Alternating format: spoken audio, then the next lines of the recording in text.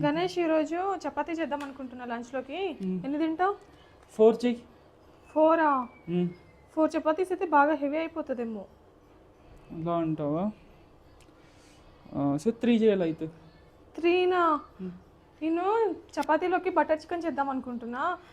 Chicken with 3 chapatis అంటే చాలా heavy అయిపోతుంది అనుకుంటా. అది కూడా నిజమే. సో 2 చేయాలి అయితే. 2 అయితే కరెక్ట్గా ఉంటుంది నాకు. 2 చపాతీసా? 2 చపాతీస్ తినేసి మళ్ళీ ఐస్ క్రీమ్ డిజర్ట్ లాగా తింటే హెవీ అయిపోదా? మర్చిపోయిన ఐస్ క్రీమ్ సంగతి. నిజం, ఐస్ క్రీమ్ కూడా తినాలి కదా. ఓకే, 2 కూడా హెవీ అవుతాయి. 1 చపాతీ చేయి, కరెక్ట్గా సరిపోతుంది. డిన్నర్ తర్వాత ఐస్ క్రీమ్ తినచ్చు, అన్నిటికీ సాటిస్ఫై చేయొచ్చు. ఒకటి చెయ్యి. నీ ఒక్క చపాతీ కోసం ఇప్పుడు నేను పిండి కలిపి దాన్ని మళ్ళీ చపాతీ చేసి నీకు ఇవ్వాలి. చికెన్ కూడా చేయాలి మళ్ళీ దానికోసం. నువ్వు బయట తినేసి నాకు కూడా వచ్చేటప్పుడు పార్సల్ తీసుకుంటా.